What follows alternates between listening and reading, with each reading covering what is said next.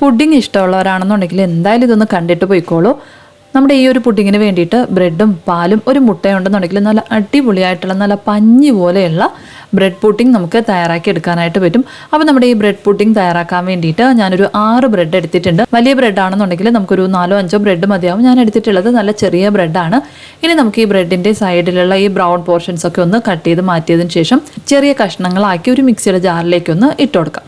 ഇനി ഇതിൻ്റെ കൂടെ തന്നെ ഒരു മുട്ടയും 1 കപ്പ് അളവിൽ പാലും കൂടി ഒന്ന് ചേർത്തതിന് ശേഷം ഈ ഒരു മുട്ടയുടെ സ്മെല്ലൊക്കെ ഒന്ന് മാറി കിട്ടാൻ വേണ്ടിയിട്ട് ഒന്നിൽ ഏലക്കാപ്പൊടി ചേർത്ത് കൊടുക്കാം. അതല്ലാന്നുണ്ടെങ്കിൽ 1 ടീസ്പൂൺ അളവിൽ വാനില എസൻസും കൂടി ഒന്ന് ചേർത്ത് മധുരത്തിന് ആവശ്യമായിട്ടുള്ള പഞ്ചസാര കൂടെയും ചേർത്തതിന് ശേഷം നന്നായിട്ടൊന്ന് അടിച്ചെടുക്കും. ഞാനിപ്പോൾ ഒരു 1/4 കപ്പ് അളവിൽ പഞ്ചസാരയാണ് ചേർത്ത് കൊടുത്തിട്ടുള്ളത്. ഇനി നമ്മൾ അടിച്ചെടുത്തിട്ടുള്ള ഈ ബ്രെഡ് നമുക്ക് മാറ്റി വെച്ചിട്ട് നമ്മുടെ പഞ്ചസാര ഒന്ന് കാരമലൈസ് ചെയ്തെടുക്കണം. അതിനായിട്ടൊരു പാത്രത്തിലേക്ക് 1/2 കപ്പ് അളവിൽ പഞ്ചസാര ചേർത്ത് കൊടുത്തിട്ടുണ്ട്. ഇതിലേക്ക് ഒരു 2 സ്പൂൺ അളവിൽ വെള്ളം കൂടെയും ചേർത്തതിന് ശേഷം ലോ ഫ്ലെയിമിൽ വെച്ചിട്ട് നന്നായിട്ടൊന്ന് മിക്സ് ചെയ്ത് ഇതുപോലെ ഒന്ന് നന്നായിട്ടൊന്ന് കാരമലൈസ് ചെയ്തെടുക്കാം. ഇനി നമ്മൾ കാരമലൈസ് ചെയ്തെടുത്തിട്ടുള്ള ഈ പഞ്ചസാര നമുക്ക് ഉടനെ തന്നെ ഏത് പാത്രത്തിലാണോ നമ്മൾ പുഡിംഗ് തയ്യാറാക്കാനായിട്ട് പോകുന്നത് അതിലേക്കൊന്ന് ഒഴിച്ച് ഇതുപോലെ ഒന്ന് ചുറ്റിച്ചു കൊടുക്കാം.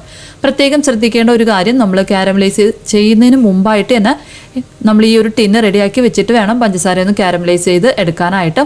ഇനി ഇതിന് മുകളിലായിട്ട് നമ്മൾ അരച്ച് വെച്ചിട്ടുള്ള ബ്രെഡ് ഒന്ന് ഒഴിച്ചു കൊടുത്തതിന് ശേഷം ഒന്ന് കവർ ചെയ്തിട്ട് നമുക്കൊരു ഇഡ്ഡലി പാത്രത്തിൽ വെച്ചിട്ട് ഇതൊന്ന് വേവിച്ചെടുക്കാം. മീഡിയം ഫ്ലെയിമിൽ വെച്ചിട്ട് ഒരു 35-40 മിനിറ്റ് ഒന്ന് വേവിച്ചെടുക്കുമ്പോഴത്തേക്കും നല്ല അടിപൊളിയായിട്ടുള്ള ബ്രെഡ് പുഡിംഗ് റെഡിയായി കഴിയും. വെന്തിട്ടുണ്ടോ എന്ന് അറിയാൻ വേണ്ടിയിട്ട് ഒരു കത്തിയോ അല്ലെങ്കിൽ ഒരു ടൂത്ത് പിക്കോ വെച്ച് ഇതുപോലെ ഒന്ന് കുത്തി നോക്കിക്കഴിഞ്ഞാൽ ഒട്ടും തന്നെ ഒട്ടിപ്പിടിക്കാതെ വരണം. ഇനി നമുക്ക് നന്നായിട്ടൊന്ന് തണുത്തതിന് ശേഷം ഒരു പ്ലേറ്റിലേക്ക് ഒന്ന് മാറ്റാം. അപ്പം നല്ല അടിപൊളി ബ്രെഡ് പുഡിംഗ് റെഡി ആയിട്ടുണ്ട്. അപ്പോൾ എന്തായാലും തയ്യാറാക്കി നോക്കുക. വീഡിയോ ഇഷ്ടപ്പെടുകയാണെങ്കിൽ ലൈക്ക് ചെയ്യാനും ഷെയർ ചെയ്യാനും മറക്കല്ലേ.